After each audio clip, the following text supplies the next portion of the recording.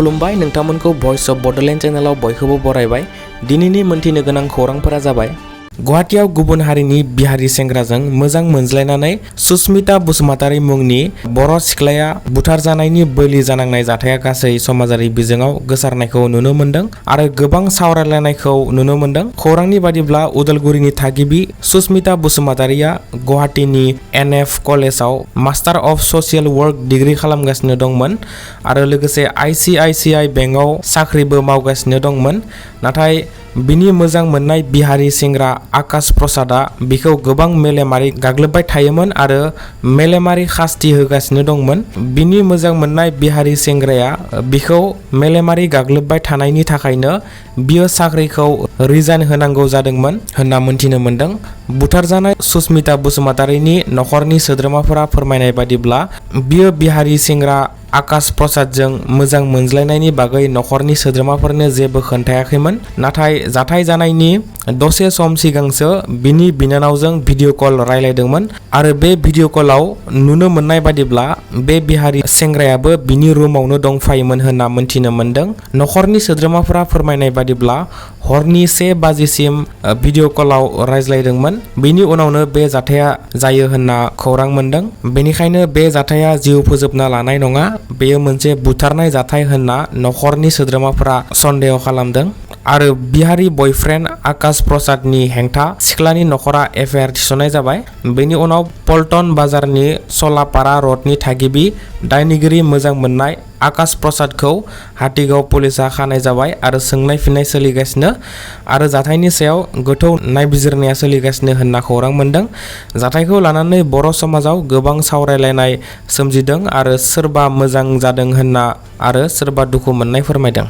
भारतनि मणिपुर रायजोआ फिन हिंसानि अरजों रोहो रोहो खामग्लिगासिनो दं। मैया 11 जुन बृहस्पतिबार सानखालि मणिपुरनि कामजं जिल्लानि कुलकुट होननाय गामियाव सानैसो दुथां उदखारि सुबुंफोरा फैनानै गामिनि खमैबो गं 10 नखरखौ सावना होना सेवहांगार खालामना गालाङो आरो बे जाथायाव सानै सुबुंनिबो जिउ खहा जायो होनना खौरां मोन्दों। बे दुथांफोरनि गाग्लोबनाय जाथाया मैया फुंबिलि समाव जादोंमोन। बे कुलकिट होननाय गामियाव गं 24 नखरफोर दंमोन। बेनिनो गं 10 नखरफोरखौ दुथांफोरा फैनानै सावनानै सेवहांगार खालामना गालाङो आरो बे जाथायाव गामिनि सानै सुबुंनि जिउ खहा जायो होनना खौरां मोन्दों। बे जाथायखौ नायबिजिरनो आरो गामिनि सुबुंफोरखौ रैखाथि होनो थाखाय कामजं पुलिसनि मोनसे हानजाखौ बे न' सावजानाय गामिसिम दैथायहरनाय जायो। बे जाथाया थांनाय साननैसो सिगां सा-द नागा हारिनि सुबुंफोरनि गोथै सह बोखांनो मोननायनि उनाव दुंहावआ बांसिन जानायखौ नुनो मोन्दों आरो मणिपुरनि हाथियार लाग्रा आफादफोरनि उदखारा सानफा एफा मणिपुर रायजोआव बांलांबाय थानायखौ नुनो मोन्दों आरो गावजों गाव हारि हारिसाफोरनि गेजेराव नायलायनो हालायैया बांलांनायखौ मणिपुर रायजोआव नुनो मोनगासिनो आरो सोरखारा मणिपुरखौ सान्थि फारसे लाबोनायाव फेलें जानायखौ नुनो मोन्दों। वेस्ट बेंगलनि साहा 24 नं परगनास जिल्लानि मोनसे सोमोनांथाव जाथाया सोराङाव फैदों। गंसे प्राइभेट इंलिश स्कुलनि केम्पासनि मोनसे खथानिफ्राय गोबां रांनि बान्डलफोरजों लोगोसे कन्डमफोर आरो जौनि बथलफोर मोननाय जादों। बे जाथायनि उनाव फरायसालियाव फरायसा फरायसुलिफोरनि रैखाथिखौ लानानै आरो फरायसालियाव माबाफोर गाज्रि खामानिफोर सोलियो नामा बेनि सायाव गिदिर सोंथि सिखांदों। फरायसालिनि मावथिफोर आरो प्रिन्सिपालआ फोरमायनाय बादिब्ला बिसोरबो बे जाथायनि सायाव जेबो खौरां गैयामोन। बेफोर गोबां रांनि बान्डलफोर, कन्डमफोर आरो जौनि बथलफोरा बोरै फरायसालिनि केम्पासनि खथायाव सफैदों बेनि सायाव जेबो मोनथियामोन होनना फरायसालिनि प्रिन्सिपालआ फोरमायो। जाथायनि सायाव पुलिसा गोख्रों नायबिजिरनाया सोलिगासिनो आरो स्कुलनि गासै CCTV फुटेजफोरखौ लानानै पुलिसा दायनिगिरिखौ नागिरनो नाजागासिनो दं आरो दासिम फरायसालियाव सोर बेफोर गोबां रांनि बान्डलफोर, कन्डमफोर आरो जौनि बथलफोरखौ फरायसालियाव दोनदोंमोन बेनि सायाव मोनथिनानै मोनथ'वाखै आरो रावबो दायनिगिरिखौ पुलिसा दासिम हमनो हाथ'नाय जायाखै होनना खौरां मोन्दों। भारतनि लाइमोनफोरजों दाजानाय गोदान राजखान्थि हान्जा क'क्राझ जनता पार्टीनि सोमावसारनाया सानफा एफा गोख्रोंनिफ्राय गोख्रोंसिन जाबोगासिनो दं। 1 दाननिबो खम समनि गेजेरावनो CJP एबा क'क्राझ जनता पार्टीया गोबां लाइमोनफोरनि अननाय मोननो हादों। 6 जुन खालि दिल्लीनि जन्तर मन्तराव गोख्रों सोमावसारनाया जाफुंसार जाखांनायनि उनाव मैया 11 जुन खालि महाराष्ट्रनि पुनेयाव CJP हान्जानि गोख्रों सोमावसारनाया जानानै थाङो। भारतनि सोलोंथाइ मन्त्रि धर्मेन्द्र प्रधानआ रिजाइन खालामनांगौनि दाबिखौ लानानै गोख्रों धरना होनाय हाबाफारिया पुनेयाव जानानै थाङो।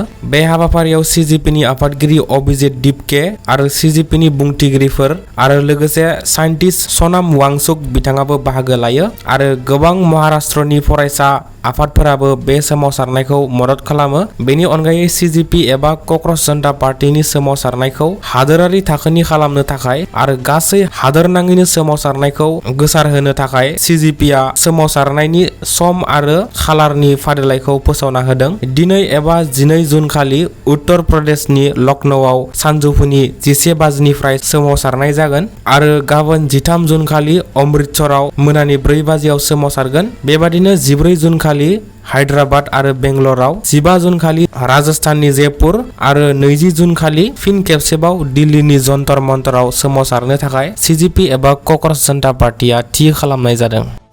BTC सोरखारा BTCनि मावफुं सोद्रोमाफोरनि माखासे बिबानफोरखौ सोलाय सोल' खालामना होनायखौ फोसावनानै होदों।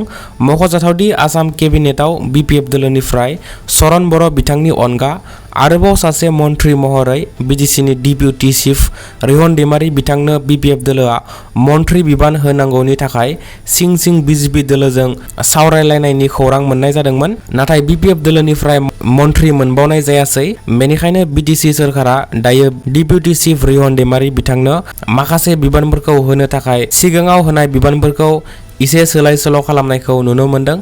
रिहन दैमारी बिथांनो BTC सोरखारा एग्रिकालचार, लेबार वेलफेयार आरो इनफरमेशन आरो पाब्लिक रिलेशन बिबानखौ होनाय जाबाय। बेजों लोगोसे मावफुं सोद्रोमा देरहासार बसुमतारी बिथांनोबो सिगाङाव होनाय सीड ITI पार्ट बिबानखौ बोखांफिननानै बिथांनो हेल्थ आरो फेमिलि वेलफेयार आरो पेन्टिं आरो स्टेशनारि बिबानखौ होनाय जाबाय। बेनि अनगायै BTCनि EM बेगम आख्तारा आहमेद बिथांनि सिगांनि लेबार वेलफेयार आरो इनफरमेशन आरो पाब्लिक रिलेशन बिबानखौ बिथांनिफ्राय बोखांफिननानै रिहन दैमारी बिथांनो होनाय जायो आरो EM बेगम आख्तारा आहमेदनो गोदानै पाब्लिक हेल्थ इन्जिनियारिं आरो लटारि बिबानखौ होनाय जाबाय।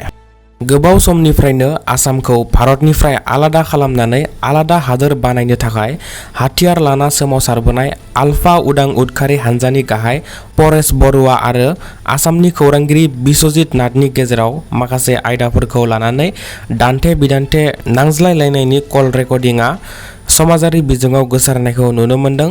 खौरांगिरि बिश्वजित नाथआ आलफानि गाहाय परेश बरुवाखौ माखासे आयदाफोरखौ लानानै सोंथि खालामना गाग्लोबनायखौ नुनो मोननाय जायो। दासिमबो गोबाव सम हाथियार लाना सोमावसारनानैबो दिनैसिमबो आलफा उदाङा आलादा आसामनि मेपखौनो मानो होनो हायाखै होनना आलफानि चिफ परेश बरुवाखौ खौरांगिरि बिश्वजित नाथआ सोंथि खालामो। लोगोसे बांलादेशी मियाफोरा आसामनि गोबां बिगा हाफोरखौ दखल खालामनायनि सायाव मानो फंसेबो आलफा उदाङा खोथा बुंनो हाया होनना खौरांगिरि बिश्वजित नाथआ आलफा उदांनि गाहाय परेश बरुवाखौ सोंथि खालामो।